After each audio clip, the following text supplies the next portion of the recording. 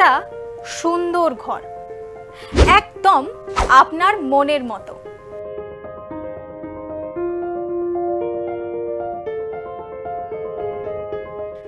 কিন্তু কে করে দেবে আপনার ঘর? কেমন হবে আপনার স্বপ্নের ঘর? আমরা জানাবো, আমরা দেখাবো আপনার সাধ্যের মধ্যে। স্বপ্ননীড়, একমাত্র ওঙ্কার অনলি ট্রুথে। গঙ্গা, আমাদের সবার প্রিয় গঙ্গা। একদিকে যেমন আধ্যাত্মিকতার পরশ, আবার অপরদিকে মন ভালো হয়ে যাওয়া প্রকৃতি। আজ কিন্তু আপনাদের গঙ্গা কাহিনী দেখাবো না। আমরা আজ হুগলি জেলার শেওড়াফুলিতে আপনাদের স্বপ্ননীড়ের সন্ধান দিতে। আমি যে জায়গায় দাঁড়িয়ে রয়েছি এই জায়গাটি হলো পবিত্র নিমাই ঘাট, শেওড়াফুলি। আর আমার ঠিক পিছনে রয়েছে ব্যারাকপুর। এখান থেকে একটু এগোলেই আপনারা পেয়ে যাবেন শেওড়াফুলি স্টেশন, এবং তার ঠিক কাছেই রয়েছে বৈদ্যবাটি পৌরসভা, আর সেখানেই রয়েছে রাজবাড়ি। নমস্কার, সকল দর্শক বন্ধুদেরকে স্বাগত জানাচ্ছি ওঙ্কার নিউজে। আমি পায়েল রয়েছি আপনাদের সঙ্গে। শুরু করছি আজকের এই মুহূর্তের অনুষ্ঠান স্বপ্ননীড়।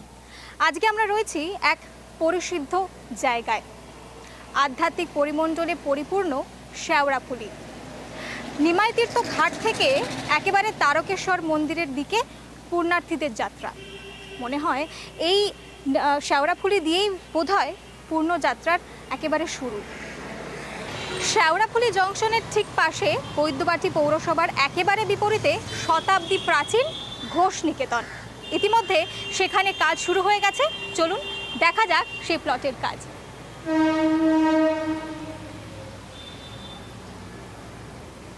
যদি আপনার স্বপ্নের বাড়ি হয় এই শেওড়াফুলি স্টেশনের একেবারে ঢিল ছোড়া দূরত্বে, বা এই ঢিল ছোড়া দূরত্ব বললেও একেবারে কম বলা হবে।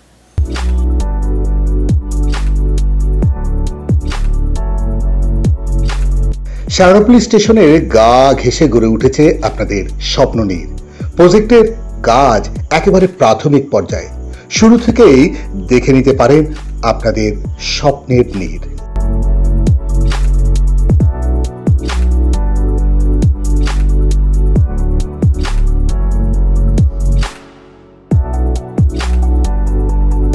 ভাবছেন আমরা এই পর্যায়ে ফ্ল্যাটটা কেন দেখাচ্ছি? আসলে আপনাদের পছন্দ মতো আপনারা আপনাদের ফ্ল্যাটটা বুক করতে পারবেন। কোন দিকে নেবেন, জাংশনের দিকে নাকি জিটি রোডের দিকে? এই ফ্ল্যাটে আপনারা পেয়ে যাচ্ছেন লিফটেরও সুবিধে। পায়েল, এটা তাহলে শেওড়াফুলি স্টেশন থেকে যারা নেমে আসবেন তারা এই রাস্তা ধরে আসছেন জিটি রোডের দিকে। জিটি রোড এই দিকে, বৈদ্যবাটি পুরসভার ঠিক উল্টো দিকে, একদম ঘোষ নিকেতন। আর ঘোষ নিকেতন তো জায়গাটা যেখানে হচ্ছে প্রজেক্টটার নাম তো রাজবাড়ি। একদম কমার্শিয়াল থাকছে, তার সাথে থাকছে রেসিডেন্সিয়াল। এবার ব্যাপার হচ্ছে পার্কিংয়ের কী বন্দোবস্ত। যারা কিনবেন এই দামি ফ্ল্যাট, তাহলে বা ভালো ফ্ল্যাট রাস্তার দিকে, একদিকে শেওড়াফুলি জংশন, পার্কিংয়ে কী বন্দোবস্ত? এখন যেভাবে ম্যাপিংটা হয়েছে, এই যে এখানে যে গেটটা রয়েছে পরবর্তীকালে মেন গেট হবে। এখান থেকে গাড়ি ঢুকে পেছন দিকে বিস্তীর্ণ জায়গা রয়েছে, এটা পার্কিং হবে। এত বড় এরিয়াটা পার্কিং, G+4 বলছি, তার মানে পুরো নিচটাই পার্কিং হচ্ছে, তার সাথে তো থাকছে কমার্শিয়াল জায়গাটাই। আর লিফটের কথা তুমি নিশ্চয়ই বলেছো। একদমই তাই, লিফটের কথা বলা হয়েছে। আর এবং এই সময় থেকে মানে প্রজেক্টের প্রাথমিক অবস্থা থেকে আমরা অনেক কম প্রজেক্টই দেখাতে পারি। মূলত ফ্ল্যাট হয়ে গেছে, সুন্দর সাজানো রয়েছে, মানে চুজ করার ব্যাপারটা সেভাবে থাকে না। না, এখন যারা বুক করবেন তাদের কিন্তু অনেক বেশি অ্যাডভান্টেজ কোন পজিশনে তারা ফ্ল্যাটটা নেবেন। একদম তাই। তার কারণ হচ্ছে যে রাস্তার দিকে ফেস নেবেন না স্টেশনের দিকে ফেস করে নেবেন, এবং দিকটা খুব সুন্দর।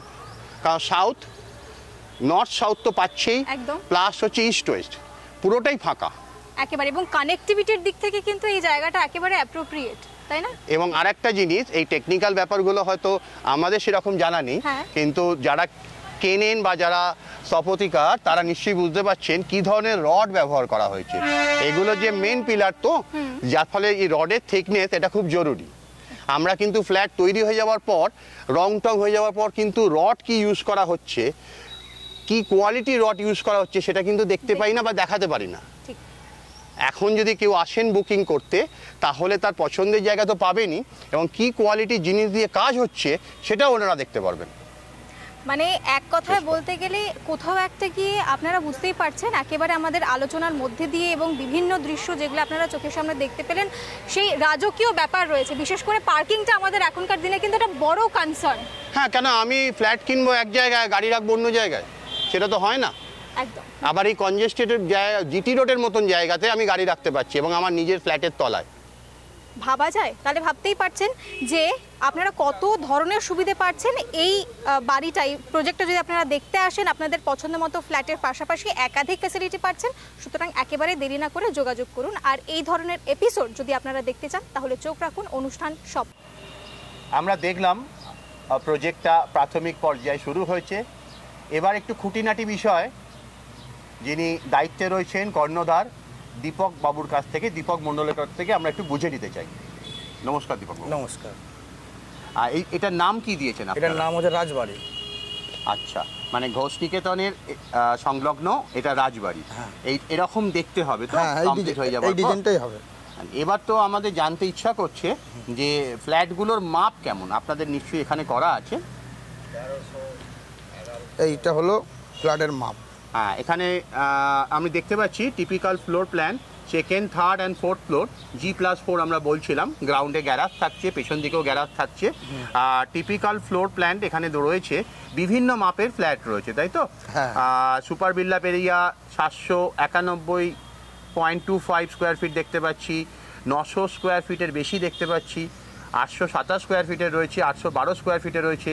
তার মানে বিভিন্ন 1280 স্কোয়ার ফুট প্রয়োজন অনুসারে বিভিন্ন ফ্যামিলি যেমন যেমন মাপে নিতে পারেন, তারা যেটা পছন্দ সেটা নিতে পারেন। আর এটা তো যিনি আগে আসবেন তিনি তো সুযোগ পাবেন ভালো জায়গা, তার পছন্দের জায়গা বুকিং করার।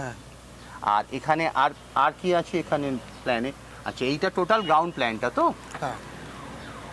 এটা ফার্স্ট ফ্লোরে প্ল্যান। ফার্স্ট ফ্লোরে এখানে এই যে কমার্শিয়াল পেশের কথা বলা হচ্ছিল, এই পুরো জায়গাটা জুড়ে, এন্টায়ার জায়গা জুড়ে কমার্শিয়াল। আর এখানে লিফটের জায়গা দেখানো রয়েছে। আচ্ছা, দুটো সিঁড়ি, দুদিকে সিঁড়ি উঠছে। এটা ফার্স্ট ফ্লোর দেখলাম, এরপর সেকেন্ড ফ্লোর, না এটা গ্রাউন্ড ফ্লোর। আমরা আগে ফার্স্ট ফ্লোর দেখেছি, এটা গ্রাউন্ড ফ্লোর। মানে এই সবুজ জায়গাগুলো কি আপনারা পরে গার্ডেনিং করবেন?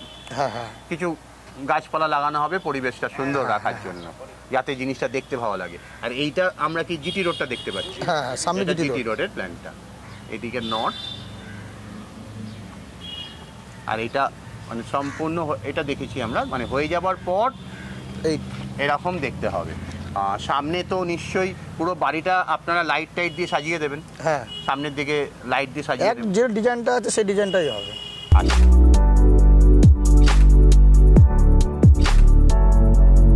একদিকে পবিত্র নিমাই তীর্থঘাট, আবার তার পাশাপাশি পেয়ে যাচ্ছেন শেওড়াফুলি স্টেশন এবং তার সঙ্গে পাচ্ছেন বৈদ্যবাটি পৌরসভা। তার ঠিক অপোজিটে রয়েছে রাজবাড়ি। আর রাজবাড়ির থেকে একটু এগোলেই আপনারা কিন্তু একেবারে রাজবাড়ি থেকেই দেখতে পারবেন দিশা আই হসপিটাল। অর্থাৎ এই সব কিছু কিন্তু রয়েছে একেবারে আপনার হাতের মুঠোয়, অপেক্ষা শুধু আপনার বুকিংয়ের।